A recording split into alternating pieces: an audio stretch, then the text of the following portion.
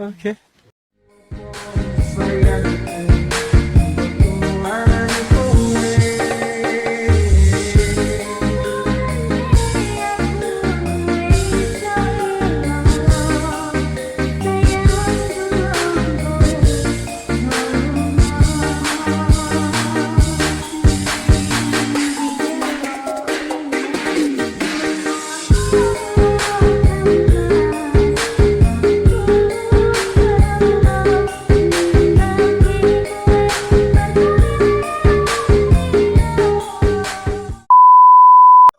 Assalamualaikum warahmatullahi wabarakatuh.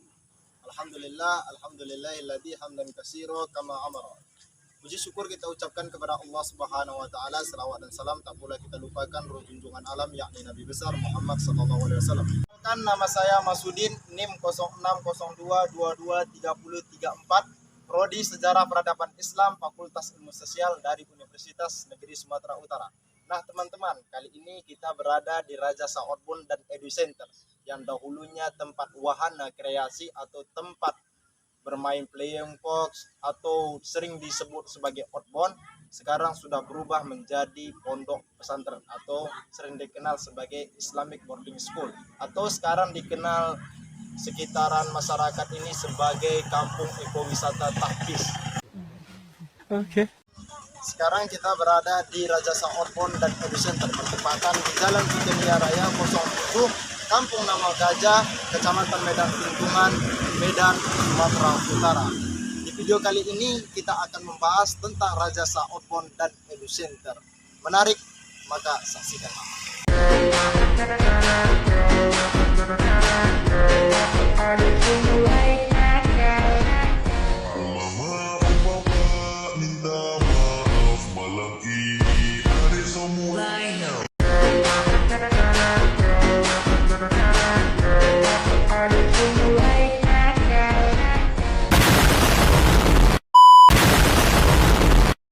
Sekarang kita sudah berada di kawasan Raja Said Bon dan Edu Center.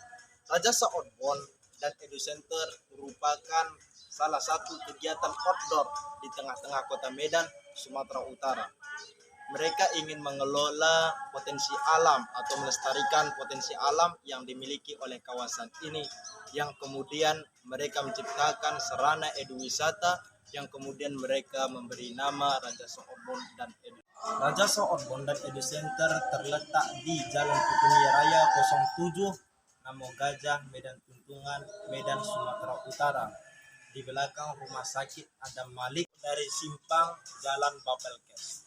Tujuan mereka dahulu membuat Raja Said Bon ini adalah untuk menciptakan wahana atau sarana yang edukatif dan menyenangkan. Ada beberapa kegiatan atau banyak kegiatan dahulu yang dilakukan Raja Said Bon ini ketika masih menjadi sebuah agrowisata, seperti flying fox, jejak, naik bukit, sepeda air, flying fox, dan lain sebagainya. Untuk apa? Untuk menyenangkan orang-orang yang berkunjung di Raja Said Bon dan Edu Center. Selain kegiatan outbound, Raja Said Bon ini juga menyediakan edukatif lainnya, seperti agrowisata. Nah, di sini kita tidak hanya bermain atau tempat berhura-hura atau senang-senang.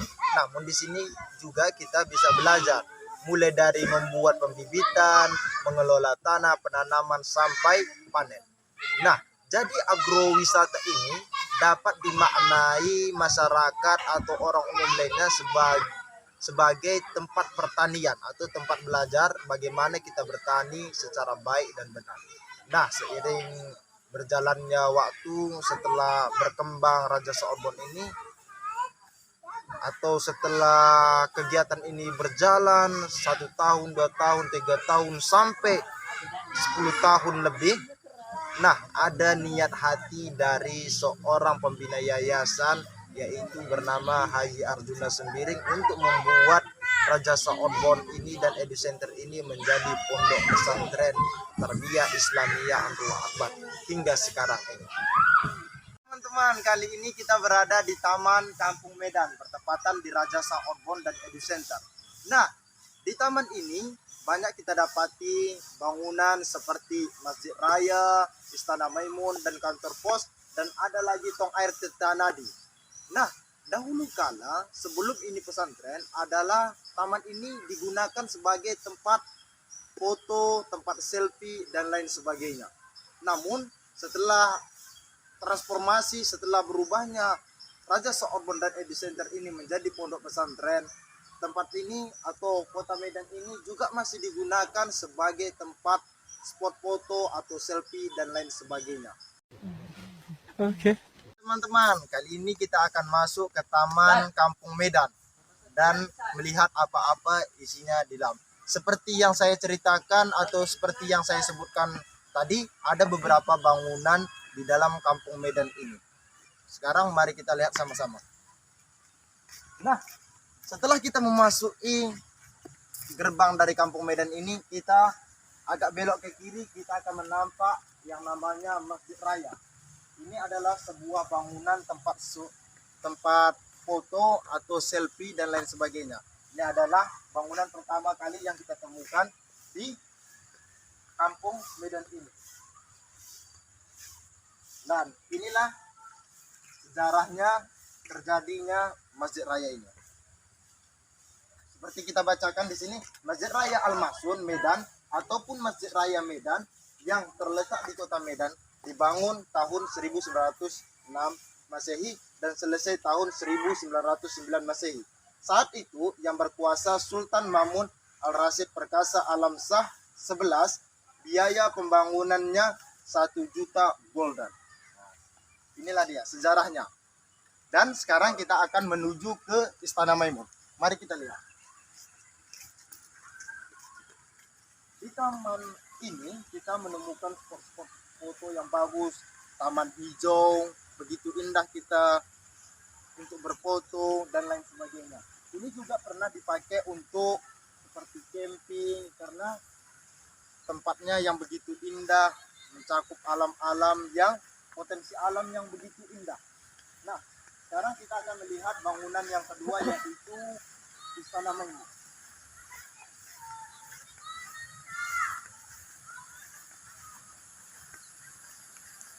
Nah, dan inilah penampakan Istana Maimun yang sekarang di Taman Kampung Medan. Nampaknya kurang perawatan lagi karena sekarang Raja Saorbon atau pesantren Amrullah Akbar ini sudah berfokus ke sekolah, bukan lagi fokus untuk menjalankan outboundnya. Sedikit saya ceritakan tentang Istana Maimun ini. Istana Maimun ini adalah sebuah kerajaan di kota Medan yang sampai sekarang kita bisa melihatnya di kota Medan ini. Nah, dan bangunan yang ketiga yaitu adalah kantor pos. Sangat hari ini inilah penampakan dari kantor pos ini. Sungguh tidak terawat lagi.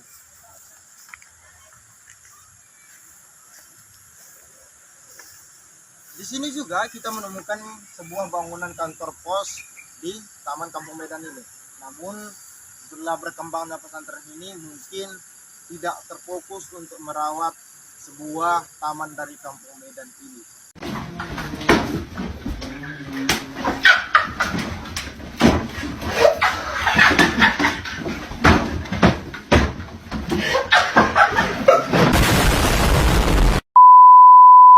Teman-teman, inilah daftar-daftar berbagai hal yang dilakukan di Raja Saorbon ini dahulu.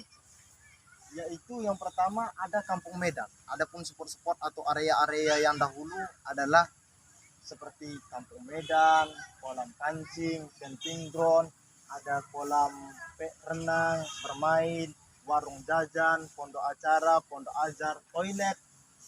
Ini untuk zona yang kedua. Adapun zona yang ketiga itu seperti kolam pancing harian, ada mes tempat tinggal, sport area, jogging track, camping ground. Camping ground ini sering dipakai anak pramuka ketika orang tua melakukan sebuah kegiatan, pirkajum, perkemahan Kamis Jumat atau lain sebagainya, atau melakukan sebuah pertandingan. Ada lagi balai pertemuan. Balai pertemuan ini adalah tempat orang itu berkumpul atau teknik meeting atau melakukan sebuah kegiatan yang lain yang sifatnya untuk berkumpul. Dan yang terakhir adalah Bukit Panorama. Bukit Panorama itu untuk melakukan flying fox kurang lebih 500 meter. Teman-teman, sekarang kita akan menuju ke tempat wahana atau tempat yang dahulu sering dipakai untuk bermain ketika berkunjung di Raja Saotbon ini. Kita akan menemukan rumah pohon, rumah sasak yang begitu indah seperti tempat-tempat lainnya. Ini seperti rumah pohon yang bagus. Dan ini adalah jembatan gantung yang dimiliki Raja Saotbon. Hingga saat ini masih dipakai untuk jalan pintas melewati sungai. Dan inilah penampakan sungainya. Nah, saya akan menunjukkan tempat orang bermain ketika mengunjungi Raja Saotbon ini dahulu kala, yaitu inilah dia. Nah, ini permainan zigzag atau climbing di sini lah.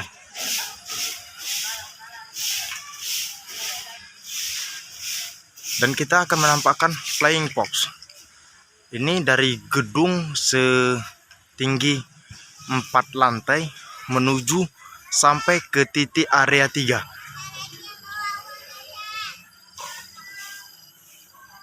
Nah, di Raja Saotbon ini kita juga akan menemukan tempat spot wisata lagi, teman-teman.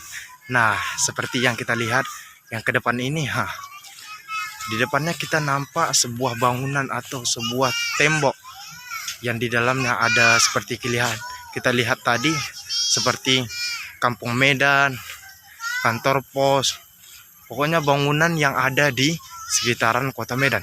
Karena Raja Saotbon ini atau yang kita kenal sekarang sebagai pesantren Amrullah Akbar berada di tengah-tengah kota Medan. Pohon-pohon yang rindang begitu indah. Nah, dan ini ada juga kita menemukan tempat naik dahulu untuk bermain flying fox, teman-teman. Namun ini tidak sampai 500 meter, melainkan ini sekitar 100 meter atau 50 meter kira-kira, teman-teman. Dan inilah penampakannya. Teman, di sini kita menampakkan wahana permainan. Dahulu ini sering dipakai untuk bermain ketika mengunjungi Raja Saotbon. Namun sekarang walaupun sudah berubah menjadi pondok pesantren, namun tempat ini tidak layak pakai lagi atau sudah tidak bisa digunakan lagi karena faktor sudah rapuh atau tidak bisa dipakai lagi. Takut membahayakan pengunjung atau membahayakan santri yang berada di Amrullah Akbar ini. Namun kalau kita berkunjung atau datang ke pesantren Amrullah Akbar saat ini, kita akan menemukan pemandangan ini. Kita bisa berfoto di tempat yang indah ini. Seiring berjalannya waktu, timbullah keinginan dari pemilik lokasi ini sekaligus pembina Yayasan Amrullah Akbar Rajasa, Bapak Haji Arjuna Sembiring, yang sekarang menjadi Kabid Kepala Bidang Perpustakaan Kota Medan, yang menginginkan adanya pendidikan Islam dengan sistem pesantren di dalamnya. Beliau ini mendirikan pesantren di area Outbound ini dengan konsep baru, yaitu Outbound Islami dengan pesantren di dalamnya. Konsekuensi dari kebijakan ini terjadi pada perubahan orientasi dari profil oriented menjadi non-profil oriented. Maka dimulailah pembangunan pesantren ini pada Oktober 2019 dengan mendirikan lembaga non-formal, yaitu Rumah Tahfiz dan MDTA, Madrasah Diniyah Ta'miliyah Awaliyah, di mana muridnya kebanyakan berasal dari kalangan tak mampu, anak yatim dan yatim piatu, dengan biaya pendidikan digratiskan. Barulah pada 14 Juli 2020 pesantren ini diresmikan dengan mendirikan lembaga formal, yaitu MTS Sains berbasis tahfiz dan RA atau Raudatul Alfa. Setahun kemudian didirikan SDIT, Sekolah Dasar Islam Terpadu. Tanggal 14 Juni ini juga ditetapkan sebagai hari ulang tahun pesantren Amrullah Akbar. Semua satuan pendidikan di atas, baik yang formal maupun non-formal, telah mendapatkan izin resmi dari Kementerian Pendidikan maupun Kementerian Agama. dalam rangka memenuhi kebutuhan sarana dan prasarananya. Pemerintah turut membantu pengadaannya melalui Kementerian PUF dengan membangun 2 unit MCK mandi cuci kakus masing-masing untuk putra dan putri, dan akan menyusul bantuan dari Kementerian Tenaga Kerja berupa BLK, Balai Latihan Kerja. Banyak yang prediksi pesantren Amrullah Akbar akan menjadi pesantren besar di masa mendatang karena didukung berbagai faktor seperti kurikulumnya yang unggul, guru-gurunya yang handal, peraturan-peraturannya yang humanis tanpa kekerasan, lokasi yang luas di dalam kota Medan, dan suasana pesantren yang sejuk, asri, dan tenang. Bambu-bambu, pohon-pohon rindang, lingkungan yang asri, mencuplik miniatur peradaban tanah Delhi, ramah, mendatangkan bahagia. Rajasa Outbound and Edu Center yang populer di kota Medan. Lalu tiba hidayah datang. Ide mendatangkan barokah. Tempat ini semakin populer ketika di sini pesantren berdiri. MDTA TPQ, RA, SDIT, dan MTS Sains, hingga Alia Entrepreneur. Berbasis adab, tahfizul Quran, dan sains serta kewirausahaan. Melahirkan sekolah tanpa kekerasan, mendidik, mengayomi, membangkitkan bakat terpendam para santri, semakin terbukti mencintai lingkungan. MTS-nya adalah peraih terbaik 1 Sekolah Adiwiyata Sekota Medan tahun 2022. Assalamualaikum warahmatullahi wabarakatuh. Saya Kepala Sekolah MTS Sains Amrullah Akbar ingin menyampaikan alhamdulillah MTS Sains Amrullah Akbar mendapatkan juara terbaik pertama di Sekolah Adiwiyata Kota Medan. Kini semua terintegrasi, menyertai doa orang tua santri di rumah.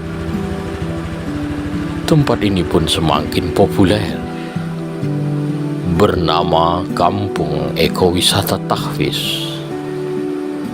Mondok nyaman, mondok maju, mondok bermartabat dan barokah di Ponpes Tarbiyah Islamiyah Amrullah Akbar.